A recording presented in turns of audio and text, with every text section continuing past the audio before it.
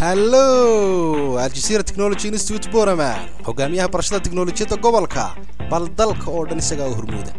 Xawasi wanaagsan dhamaantiin daawadayaal. Maanta barnaamijkeena waxaan ku soo qaadanaynaa warbixin kooban oo idinka siin doono barnaamijyada aan dhignay dadka aan barnay aan ku dhaafnay baraha kale. Barnaamijyadaas oo dhamaantood ah job ready courses. Sababtoo ah waa barnaamijyo maanta dalka meel walba looga baahan yahay, boos walba looga baahan yahay qofka markuu bartana isla markaaba shaqo uu ku helayo.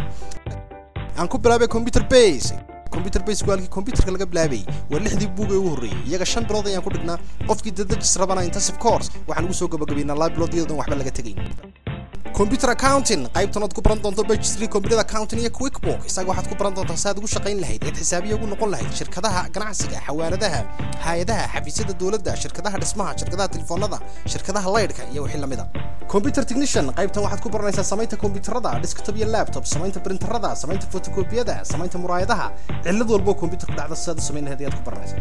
architect designing qaybtan iyadna waxaad ku baranaysaa naqshadaynta guryaha barnaamijyada lagu qaadanayo Google SketchUp AutoCAD iyo Chief Architect television and video making production qaybtan waxaad ku baran doontaa sida telefishinada ugu shaqayn lahayd ee editor ugu noqon lahayd ardayda Aljazeera ka dhigata mooyee cid kale waddanka ma taqaan barnaamijyadan waa barnaamijyo waddankeena ku cusub waa barnaamijyada ay ku shaqaynayaan telefishinada internationalki sida CNN-ta BBC-da Aljazeera iyo telefishinada kale caalamiga qaybaha kale ee dhignana waxa kamid ah database and networking waad ku baran doonto database saas shirkad walba ugu sameyn lahayd barnaamijyada u khaas ah iyo networking-kii waad ku baran doonto isku xidhka kombiyuutarada editing waxaad ku baran doontaa Photoshop iyo video editing oo ah qurxinta sawirada iyo habaynta videoska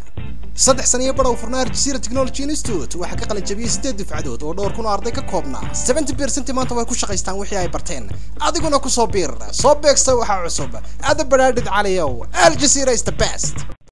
wixii faahfaahina nagu soo booqo xarunta Aljazeera Technology Institute oo ka dambaysa dabaqa Cape Town ama nagala soo xiriir telefoonada shaashada kaaga muuqda